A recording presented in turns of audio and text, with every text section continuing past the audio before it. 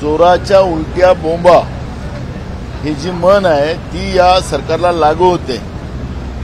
2014 मध्ये मराठा, धनगर, गोवारी, हलबा या समाजाला आश्वासन कोणी दिलं होतं की आमचं राज्यात आणि केंद्रात सरकार आल्यानंतर आम्ही तुम्हाला आरक्षण देऊ। मग केंद्रात आणि राज्यात तुमचं गेल्या 10 वर्षापासून सरकार आहे, तर तुम्हाला आरक्षण देण्यासाठी थांबवलं कोणी होतं? आणि आपण आता पाहिलं असेल की मराठा आरक्षणाचा जेव्हा विषय आला होता त्यावेळेसच उद्धव ठाकरे साहेबांच्या काळात असतील, एकनाथ शिंदे साहेबांच्या काळात असेल, आम्ही लोक एक सर्वपक्षीय मीटिंग झाली, त्याच्यामध्ये आम्ही ती जी भूमिका मांडली ती भूमिका मांडलेलीच आहे।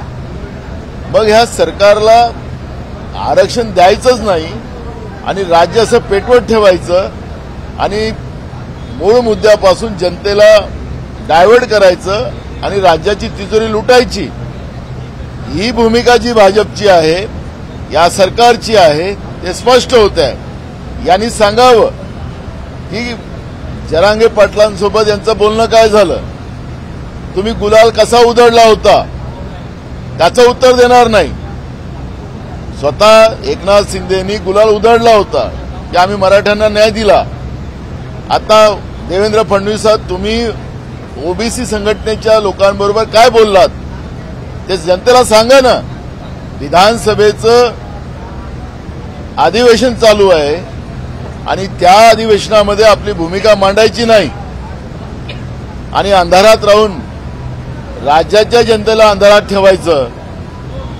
तुम्हाला खरंच मराठ्यांनाही आरक्षण द्यायचं नाही, ओबीसीच्या पोरांच्या स्कॉलरशिप पण द्यायच्या नाहीत, त्यांच्यासाठी वसतिगृह द्यायचे नाहीत, भटक्या विमुक्त जातीच्या लोकांवर अन्याय करायचा, शेड्यूल कास्टचा आणि आदिवासीचे मिळालेले पैसे आपल्या जाहिरातावर खर्च करायचे। आज जी काय या राज्याच्या बहुजनांची आणि या राज्याच्या जनतेची जी अवस्था या सरकारने करून ठेवलेली आहे ती राज्यातल्या जनतेला कळते आहे आणि म्हणून या सरकारने आज विधानसभेमध्ये मराठा आरक्षण आणि ओबीसीच्या प्रश्नाबाबत जे का बोलणं झालं यांचं हे राज्याच्या जनतेला यांनी सांगावं आणि ती भूमिका आमची आज आहे। आम्ही विधानसभेतही आज ती भूमिका मांडू। सरकारने खोटारडेपणा अजिबात करू नका आणि राज्याच्या मराठा आरक्षणाच्या बाबत, ओबीसीच्या प्रश्नाबाबत जी काय भूमिका असेल सरकारने विधानसभेत जाहीर करावी। आम्ही बिलकुल या राज्यामध्ये एकोपा राहण्यासाठी, राज्य एकत्रित नांदण्यासाठी, जाती जातीमध्ये जो वाद या सरकारने निर्माण करून ठेवलेला आहे तो वाद मिटला पाहिजे, ही भूमिका आमची आहे आणि काँग्रेसने ती भूमिका मांडलेली आहे। यांनी ज्या पद्धतीनं जे आयोग नेमलेत मराठा आरक्षणाच्या बाबत, ते आयोगच खऱ्या अर्थानं चुकीचे होते। आपण पाहिलं की बिहारच्या सरकारने तिथं सेन्सस केला आणि ज्या पद्धतीनं आरक्षणामध्ये वाढ केली तर पाटणा हायकोर्टाने ते सगळं क्रॅश केलं। नरेंद्र मोदींच्या हातात, केंद्राच्या सरकारच्या हातात आहे की जे आरक्षणाचं जे सिलिंग लावलेलं आहे ते त्यांनी बाहेर काढावं, देशाचं सेन्सस करावं, ही भूमिका सातत्यानं आम्ही मांडलेली, आमचे नेते राहुल गांधीजींनी मांडलेली आहे आणि तोच सेन्सस जो राष्ट्रीय सेन्सस राहील तो या प्रश्न जे महाराष्ट्रामध्ये आज आरक्षणाचे प्रश्न निर्माण झालेत ते प्रश्न दूर करू शकतो। पण या सरकारची हिंमत नाही की नरेंद्र मोदींना जाऊन, देशाच्या प्रधानमंत्र्यांना जाऊन की आमच्या राज्यात हे प्रश्न आहेत, ते प्रश्न सोडवण्यासाठी आपण राष्ट्रीय सेन्सस करा, हे म्हणण्याची हिंमत या सरकारमध्ये नाही। लोकसभेमध्ये जे 50% आरक्षणाचं सिलिंग लावलं त्याला हटवलं पाहिजे, त्या पद्धतीचा कायदा लोकसभेत आणा, हे म्हणण्याची हिंमत राज्याच्या एकनाथ आणि भाजपच्या सरकारमध्ये नाही। अशी ही परिस्थिती आहे आणि विरोधकांवर आरोप करायचं हा खोटारडेपणा आता तुम्ही थांबवा आणि राज्याच्या जनतेला वस्तुस्थिती मांडा, ही भूमिका काँग्रेस पक्षाची आहे। आता सर्वपक्षीय शिक्षक विधान परिषदेच्या आमदारांचं पायऱ्यांवर आंदोलन आहे, त्यांच्या मागण्या आहेत की अर्धवेळ शिक्षकांना पूर्णवेळ जे काही हे करा. याशिवाय आश्रमशाळा आहेत, दिव्यांग शाळा आहेत, त्यांना 100% अनुदान द्या.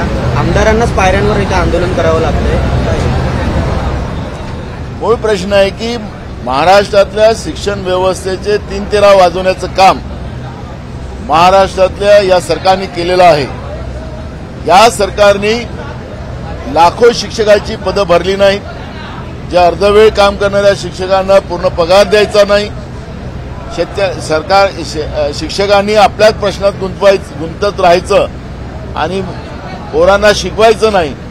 हा प्रश्न या ठिकाणी झाला आणि म्हणून महाराष्ट्र शिक्षणातला दर्जा आणि शिक्षण व्यवस्थेमध्ये मागं पडलेला आपण पाहतोय. आणि त्याच्यामुळे हे जे सगळं पाप शैक्षणिक व्यवस्थेतलं हे जे करण्याचं काम भाजप प्रणित एकनाथ शिंदेच्या सरकारने केलेलं आहे आणि त्याच्यासाठीच आज आमच्या आमदारांचं आंदोलन विधानसभेच्या पाऱ्यावर सुरू आहे. सचिव अजिंक्य नाईक हे अध्यक्षपदासाठी खरेदी असणारे तुम्ही देखील फॉर्म भरला आहे.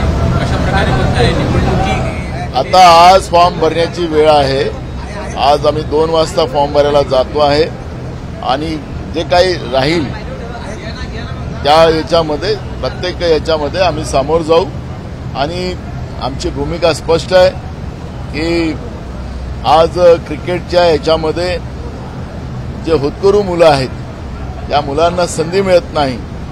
त्याच्यातही राजकारण केलं जातं आणि म्हणून या क्रिकेट क्षेत्रामध्ये आम्ही लोकांनी जो प्रवेश केलेला आहे त्याच्यामध्ये आता आज 2 वाजता आम्ही जाऊन जेव्हा फॉर्म भरू त्यावेळेस काय चित्र राहील त्याच्यावरची परिषदेची निवडणूक आहे ना, इतर पक्षांनी आहेत त्यांचे आमदार हॉटेलमध्ये ठेवण्याची सोय केलेली आहे. काँग्रेसची काय भूमिका आहे? आम्ही रस्त्यावरचेच आहोत, त्याच्यामुळे आम्ही इकडेच आहोत.